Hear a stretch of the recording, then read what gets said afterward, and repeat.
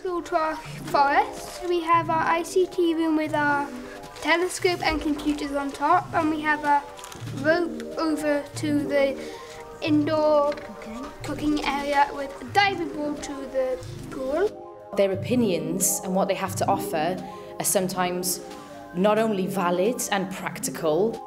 Instead of closing the school down on a snow day, they take you out into a hilly area and you'd go sledging. But also so imaginative. The school I would like to go to would teach you all different languages that you would like, and if you learned a whole paragraph of whatever language you learned, you get a pool party, and if you learned a new stroke in the pool party, you get to go to the woods. Little humans are really amazing.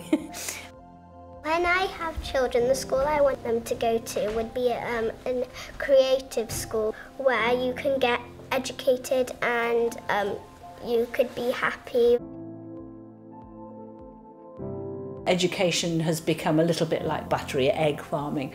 We stick our kids in these little cages and we force feed them with information and classify our young people rather than actually have a process of education which enables them to understand that the world is their oyster. So the big idea. I would like to set up an autonomous, free-to-attend democratic school. This, with your help, is how we're going to do it. This September, around 30 10 to 12-year-olds will start working out of a temporary structure. A refurbished shipping container, a yurt, or even a double-decker bus, whilst they design and build their very own school. Children and young people are often far more capable than we could ever imagine. We believe you can support young people to do creative, amazing stuff. Building a school from scratch is absolutely possible. There would be zip wires and slides going to each lesson. You could do art up a tree. Using traditional and sustainable methods of construction, the children will be physically building their ideal learning environments whilst pursuing their academic interests. They will learn to collaborate and work with their hands, which will give them a sense of their own capability and ownership over their learning environment, and by extension, their education. If you ask 10 and 11-year-olds, you'll get everything from it should have a science lab through to a chocolate factory, because they're just being playful. They're also talking about we need to make sure that we educate against discrimination and sexism. That goes in the same breath as a chocolate fountain. But it doesn't end there. Each new generation of students will rebuild parts of the school to suit the changing models of sustainability, new developments in technology, as well as their own preferences and needs. This constant evolution means our school can respond rapidly and reform itself to meet the challenges of an unpredictable future. Quite frankly, adults have, got very many things wrong. How are our young people going to help us to tackle climate change? How are they going to respond to automation?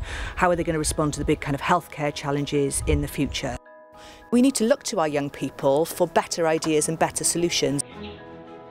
The kids, with the help of professionals from the worlds of art, science and business, will be entrepreneurs, setting up businesses that could be anything, from a toy shop selling toys designed by kids for kids, to a cafe and farm shop using produce grown on site, or even an outdoor cinema. These enterprises would operate from the school and would eventually fund the running of it. Giving kids real stuff to do, stuff that matters, challenging stuff, collaborative stuff. You don't need much more than that to get enthusiasm, to get kids to bring back their intelligence to school. Focusing on passion-based creative learning, skills development, and each person's individual needs, we will establish a culture of learning and self-discovery, creating an educational ecosystem with enough room and dexterity to adapt and grow. School really is a little microcosm of wider society, and at the moment we're sort of modelling learning and children's environment on wider society, when actually it should be much more about innovation and about the society we want to create. Very little around the world has the right to call itself 21st century education. There is a moment coming where people will say, not only not good enough, but not nearly good enough. The idea of turning around the education system is huge. It seems like such a mountain to climb. But I think if we start thinking about it as a project with the children that we're teaching, that actually this can be a vital part of their education, is to co-construct their learning environments, co-construct curriculums. If we tried to do these things, and we're a bit brave, and you'd have to have a group of parents that were prepared to go along with that, we could have a really brilliant project for all teachers to go, that's the bit that applies to us, we're going to do that differently, and that's going to have an impact on the whole of the next generation of young people.